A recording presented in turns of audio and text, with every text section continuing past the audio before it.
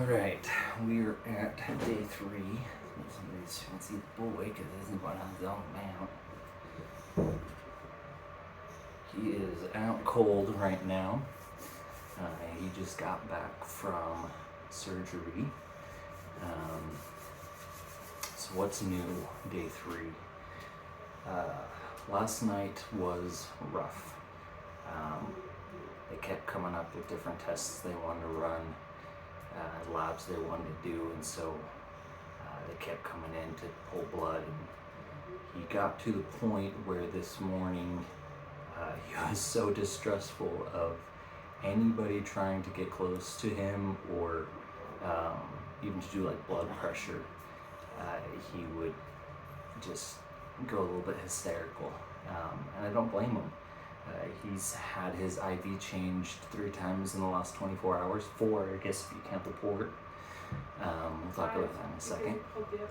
5, because he pulled one out. So he's got tracks all up and down his arms from IVs. He's just had a really rough day. So they came in, they said, all right, 7:30 a.m.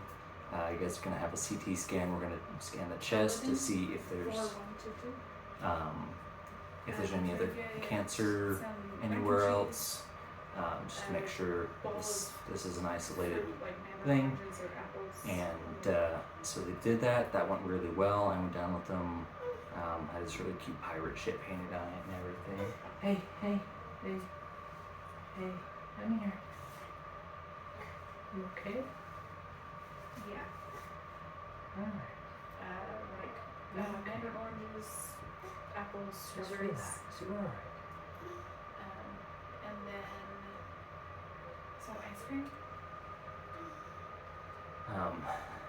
He hasn't quite woken up from anesthesia yet. It's been off and on.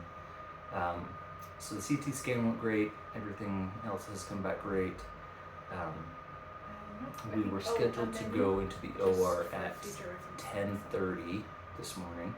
And the purpose for that was to get a biopsy of the cancer and to get him a port put into his chest. And next time I'll take a picture of that next time it comes up. It's kind of a nifty little doohickey that It's not here. I do want to. I want to grab the book and show them at some point. It's pretty neat. It's this little thing. It's a subdermal. It's a matrix node, like they have in the back of their head, but it's like right here, and they just plug in an IV type of thing. The other book has better pictures. Oh, does this one have pretty good pictures? I mean, the other book is about the thing. So, anyway, so it's a pretty neat thing. It's what they'll be using to draw blood, do IV saline drips, either going in or out. That's what they're going to use. It's got a direct line right into his heart, and so he'll have that probably for a couple years.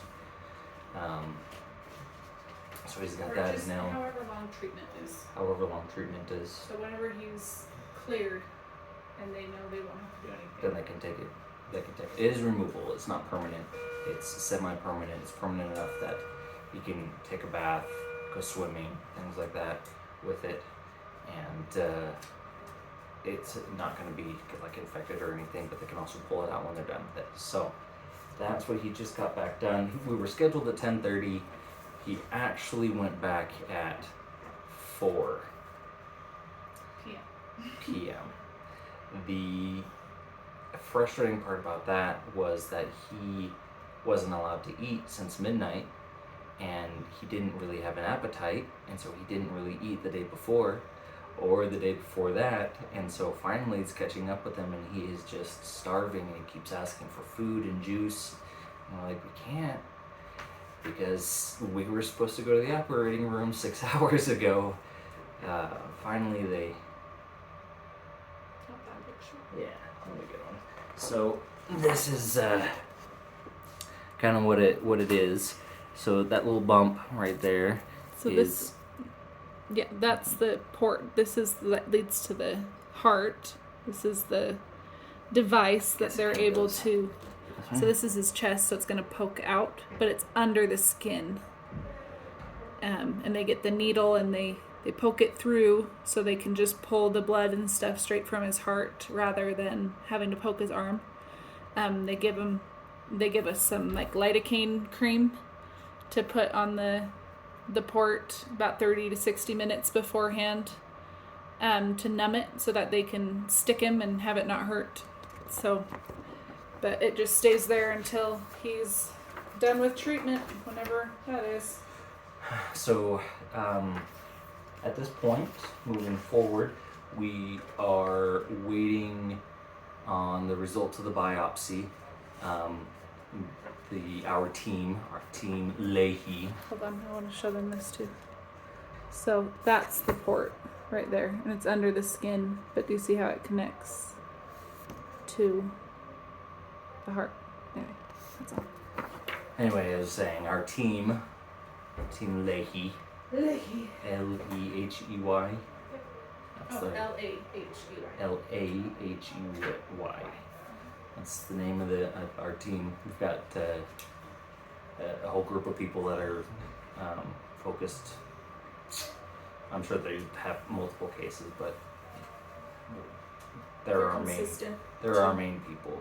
We get nurses rotating in and out, techs rotating in and out, but they are constant through his treatments. So it's really nice to have them. They're great people. I think that's about it. Thank you everybody for. I'm not done yet. I want to say some things. Hold on. The outpouring of love and support, the donations and things. I haven't been able to work recently. Once things get on a more normal schedule, I'll be able to start working again from here remotely, which is nice. But definitely appreciate all of those who have either offered money, time, help with the other kids. Just a huge outpouring of love. More people than I knew cared. That's not the right word. You understand. They did some. So when we got here, we explained a couple of symptoms that we've noticed. Things like he drinks a ton of sippies. He gets random bloody noses and stuff, and we have type 1 diabetes in the family. So they tested for that, but test results came back and that was negative. He's normal. As far as the diabetes goes. Those of you with diabetes, you are not normal. You're not normal. Anyway, so that was good. And then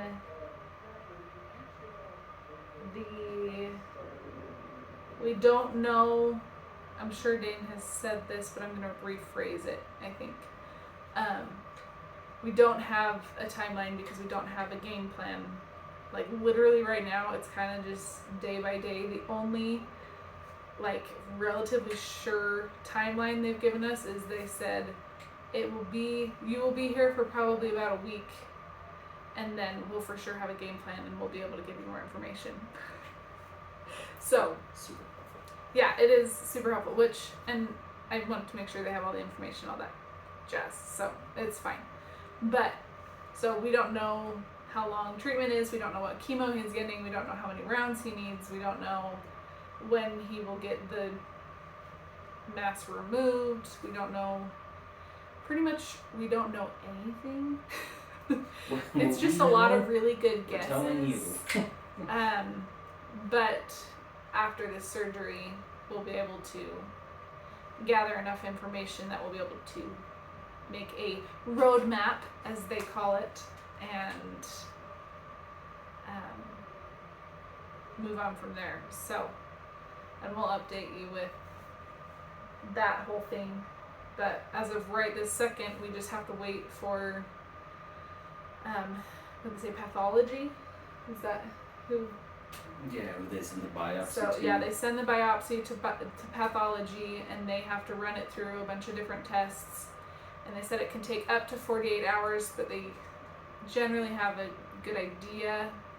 Like he said, we'll probably have a good idea of what it is tomorrow, and then if it needs to be more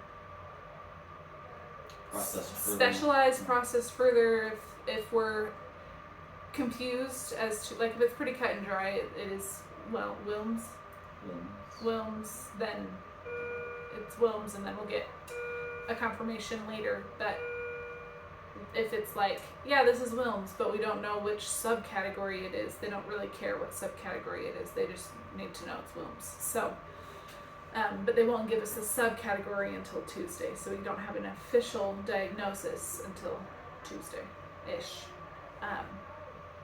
Because for some reason they work in business days for cancer. I think that's stupid. They don't work during the weekends. Yeah, they're like, nah, I'm not Cancer gonna doesn't do exist this on the weekend. Yeah. We're sorry. I don't know.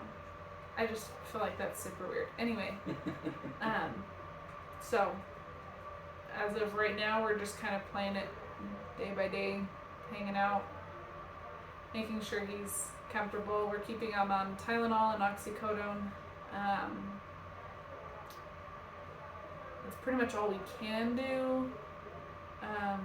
They might be able to order some morphine if he's like really struggling, but I think they want to kind of stay away from that. It's kind of the vibe. The frustrating part to me is that essentially his condition is the exact same as it was on Monday or Tuesday.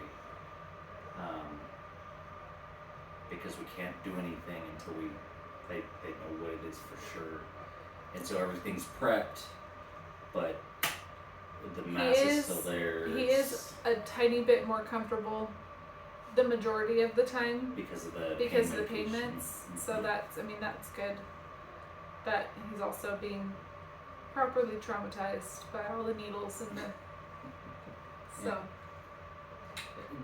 Don't mistake it. Our nursing staff is fantastic. They're very loving and caring. We've got a huge support group here from they call it Child Life Services. We've got a social worker helping us. They just came in to tell me about music, art, and dance therapy that the kids can take, which is cool. We got our team, our nurses, and then just a ton of people that have been super supportive and super kind and patient with us.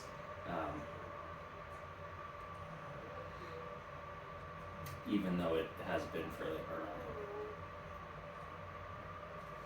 You okay? Yeah. Okay. him. Waking up So and get him some food. that's all, I think. Thanks again for your love and support, prayers and good wishes and all that. Jazz. Okay.